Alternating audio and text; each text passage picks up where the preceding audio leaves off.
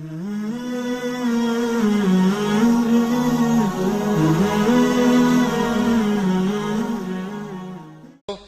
شک آپ اس شخص کو ڈر سنائیں من اتبع ذکر، جو نصیحت کو مانے، وخشی الرحمن بالغیب، اور بن دیکھے رب کو مانے۔ یار جب کوئی دیکھ لے، سامنے آنکھوں کے آ جائے، تو پھر تو وہ فرعون نے بھی کہا تھا نا آمنت برب موسیٰ، میں موسیٰ کے رب پر ایمان لایا ہوں۔ تو دیکھ کے یہ تو بدبخت ایسے تھے، چاند ٹکڑے ہوتے دیکھا پھر بھی نہ مانا، اور مدینے والوں نے کچھ بھی نہ دیکھا، کہا ہم جانے وار دیں گے آپ کے نام پہ۔ تو کہا کہ محبوب وہ تیری راہیں تک رہے ہیں، وہ تیرا انتظار کر رہے ہیں، اور وہ بن دیکھے مان رہے ہیں۔ اللہ اکبر، الذین یؤمنون بالغیب، بن دیکھے انڈکھے جو سودے کرتے ہیں۔ بڑا معروف نام ہے بہلول کا۔ مجاذیب میں مجذوب وہ ہوتا ہے کہ تجلیات کے وفود سے جس کا چراغ عقل ٹوٹ جائے، بجھ جائے، جس کا شیشہ عقل ٹوٹ جائے، اس کو مجذوب کہتے ہیں، لیکن اللہ کی قربت کے سائے میں وہ رہتا ہے۔ اقبال نے بھی کہا کہ نہ پوچھ ان خرقہ پوشوں کی، ارادت ہو تو دیکھ ان کو، ید بیضا لیے بیٹھے ہیں اپنی آستینوں میں، تمنا درد دل کی ہو تو کر خدمت فقیروں کی، نہیں ملتا یہ گوہر بادشاہوں کے خزینوں۔ رب اشعث اغبر مدفوع بالابواب لو اقسم علی اللہ لابر۔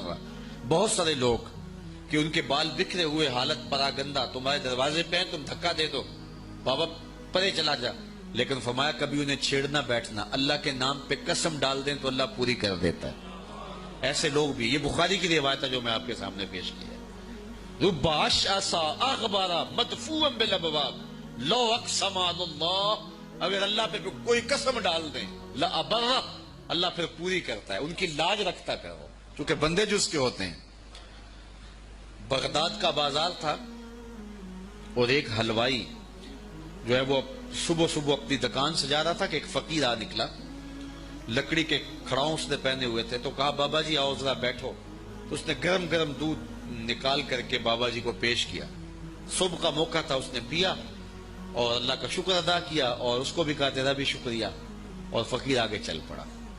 بازار کا منظر تھا، آگے ایک فاحشہ عورت اپنے دوست کے ساتھ، اپنے یار کے ساتھ سیڑھیوں پر بیٹھ کے موسم کا لطف لے رہی تھی۔ یہ آج کل جس طرح ہلکی ہلکی بوندا باندی ہو تو جی چاہتا نا کہ باہر آئیں اور منظر دیکھیں، تو ساون کی رت لگی ہوئی تھی، ہلکی ہلکی بوندا باندی تھی، تو سیڑھیوں پہ بیٹھ کے وہ موسم کا لطف لے رہے تھے کہ یہ فقیر اپنی موج میں بازار سے گزرا، تو لکڑی کے کھڑاؤں تھے، کیچڑ اڑ کے کبھی دائیں گرتا تھا کبھی بائیں گرتا تھا، ایک چھینٹا اڑا اور اس عورت کے لباس پہ جا گرا۔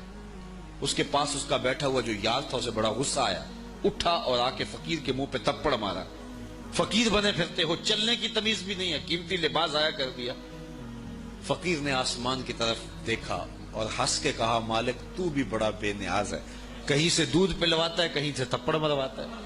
حضرت داتا گنج بخش علی حجویری کشف المعجوب میں لکھتے ہیں فقیر اتنی دیر تک فقیر نہیں بنتا جب تک خدا کی رضا پہ راضی نہیں ہو جاتا۔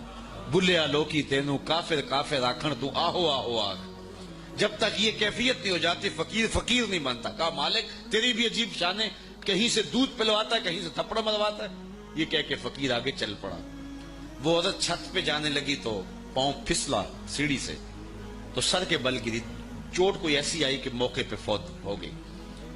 شور مچ گیا کہ فقیر نے کوئی بد دعا دی تھی آسمان کی طرف منہ کر کے، تو یہ قیمتی جان چلی گئی۔ فقیر ابھی بازار کے دوسرے کونے تک نہیں پہنچنے پائے تھے کہ پکڑ لیے گئے۔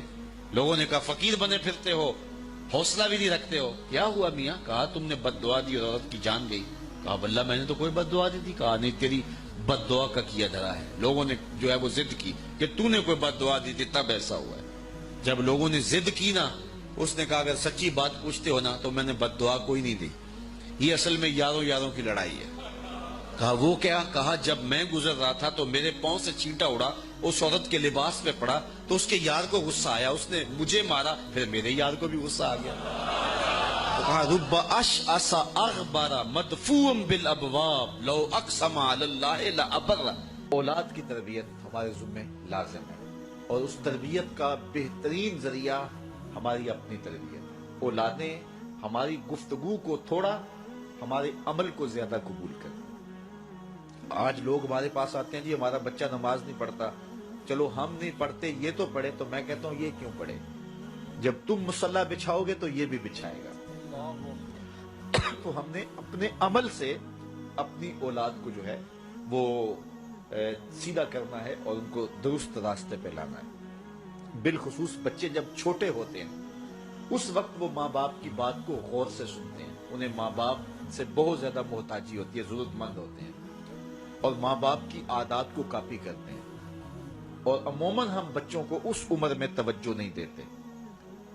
4 سال سے لے کر کے 8-9 سال تک کی عمر کا بچہ انتہائی توجہ کا مستحق ہے کہ ماں بھی توجہ دے، باپ بھی توجہ دے۔ اس کے بعد پھر آہستہ آہستہ وہ مانوس ہونے لگتا ہے اپنے دوستوں سے، اور بالخصوص 12-13 سال کے بعد وہ مانوس ہو جاتا ہے اپنے دوستوں سے۔ پھر اس نے جو سیکھنا ہے وہ دوستوں سے سیکھتا ہے۔ اگر دوست اچھے ہوں گے وہ اچھائیاں سیکھ جائے گا، اگر دوست برے ہوں گے تو وہ برائیاں سیکھ جائے گا۔ اس وقت ہم پریشان ہوتے ہیں کہ ہماری اولاد ہمارے پاس بیٹھتی نہیں ہے۔ اصل اس کی اب بیٹھنے کی عمر نہیں رہی، کیونکہ وہ تمہارے ہم عمر نہیں ہے کہ تمہارے ساتھ بیٹھیں، اور اب وہ بچے بھی نہیں رہے تو وہ اپنی ہم عمر نسل کو تلاش کریں گے۔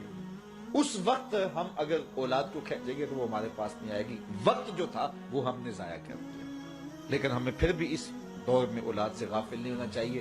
ہمیں ایک تو کوشش کرنی چاہیے کہ اچھے لوگوں کی دوستی ان بچوں کے ساتھ جو ہے وہ پیدا کرنے کی کوشش کریں۔ المرء علی دین خلیلہ فلینظر احدکم من یخالط۔ رسول اللہ صلی اللہ علیہ وسلم نے ارشاد فرمایا ہر شخص اپنے دوست کے دین پہ ہوتا ہے، تو جب وہ دوستی لگانے لگے تو دیکھے کہ وہ دوستی کس سے لگا رہا ہے۔ تو جب یہ عمر بچوں کی پہنچ جائے تو اس وقت یہ خیال کیا جائے۔ اور حضرت سیدنا علی المرتضیٰ رضی اللہ تعالی عنہ نے فرمایا کہ 15 سال سے لے کر کے 20 سال تک کی عمر انتہائی اہم عمر ہے، اور اس عمر میں ہی نظریات بنتے ہیں اور خیالات پختہ ہوتے ہیں۔ تو جس نے اس عمر کو سنبھال لیا اس نے اپنی زندگی سنوار لی، اور جس کی یہ عمر بگڑ گئی اس کا سب کچھ بگڑ گیا۔ اس وقت میرے خیال کے مطابق 15 سے 20 سال تک کی اس عمر کو دوست بھی نہیں اتنا بگاڑ سکتے، معاشرہ بھی اتنا نہیں بگاڑ سکتا۔ اس عمر کو اس وقت سب سے زیادہ جو چیز بگاڑ رہی ہے وہ ہمارا سوشل میڈیا ہے، ہمارا الیکٹرانک میڈیا ہے، اور یہ موبائل جو ہر بچے کے ہاتھ میں آ گیا ہے۔ تو کم از کم 15 سال سے لے کر 20 سال تک کی عمر کے بچوں کو آپ موبائل لے کر نہ دیں، اور انتہائی ضرورت پر ان کو استعمال کرنے کی اجازت دیں۔ باقی ان کو اس عمر کے اندر اگر آپ نے اجازت فراہم کر دی اور وہ آپ کے کہے میں نہ رہے تو یہ ایسی بربادی ہے، ایسی تباہی ہے کہ جس کا ازالہ بعد میں بہت مشکل ممکن ہوگا۔ اس لیے اس وقت سب سے زیادہ ہمیں جو چیز نقصان پہنچا رہی ہے، ہماری معاشرت کو جو چیز کھوکھلا کر رہی ہے وہ یہ چیز ہے۔ یہ میں کل کی ایک رپورٹ پڑھ رہا تھا انڈیا کی، کہ انڈیا کا جو معاشرہ ہے اس میں جو نوجوان ہیں وہ بالکل اس میڈیا کی وجہ سے برباد ہو گئے، اور پاکستان میں بھی اس کے اثرات جو ہیں وہ بہت سارے ہیں۔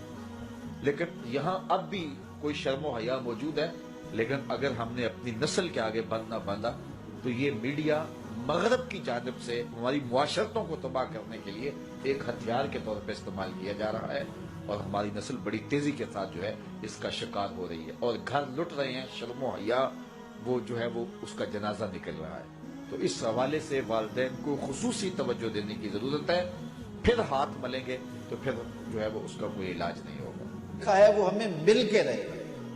شیخ سعدی شیرازی فرماتے ہیں یہ کبھی نہیں ہوتا کہ مقدر کا لکھا نہ ملے، ہمارے اوپر صرف کوشش کرنا ہے۔ انہوں نے بڑی خوبصورت مثال دی کہ ایک بندہ جا رہا تھا جنگل میں تو اس نے دیکھا کہ ایک لومڑی ہے جس کے پاؤں بھی کٹے ہیں، ہاتھ بھی کٹے ہوئے۔ تو اس نے کہا مالک تو اس کو کیسے رزق دیتا ہوگا؟ تو وہ ایک درخت پہ چڑھ کے بیٹھ گیا۔ ایک شیر آیا، اس نے شکار کیا اور کچھ کھایا اور باقی بس خوردہ چھوڑ کے چلا گیا۔ یہ رینگتی ہوئی آگے بڑھی اور وہ جو بچا کھچا تھا اس نے وہ کھا لیا۔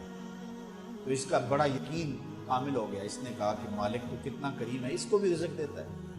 ایک غار میں جا کے بیٹھ گیا۔ جب وہ بے دست و پا لومڑی کو رزق دیتا ہے، انہیں تو پھر انسان ہے۔ ایک پہر گزرا، 2 پہر گزرے، تو ہاتف سے آواز آئی میرے بندے میں تجھے بھی دوں گا، لیکن شیر بن لومڑی نہ بن، شیر بن لومڑی نہ بن۔ کہ خود بھی کھا اور اوروں کو بھی کھلا۔ تو قسمت کا ہے جو مل کے رہتا ہے۔ اب کوئی شیر بن کے لے لے یا لومڑی بن کے لے لے، حرام ذریعہ اختیار کر لے یا حلال ذریعہ اختیار کر لے، اب یہ ہمیں اس نے اختیار دیا۔ فَلَنُحْيِيَنَّهُ حَيَاتًا طَيِّبَةً، اللہ فرماتا ہے کہ جو میرا ہو جائے پھر میں ستھری زندگی دے دیتا ہوں، میں پاکیزہ زندگی دے دیتا ہوں، میں نورانی زندگی عطا کر دیتا ہوں۔ تو یقیناً جو اس کے ہو جائیں پھر اللہ اس کا ہو جاتا ہے۔ فَلَنُحْيِيَنَّهُ حَيَاتًا طَيِّبَةً کا روپ چڑھتا ہے ان کے چہرے کے اوپر۔ زندہ ہوتے ہیں تو خوبصورت زندگی گزارتے ہیں، اور جب اس دنیا سے جاتے ہیں تو پھر بھی خوبصورت زندگی گزارتے ہیں۔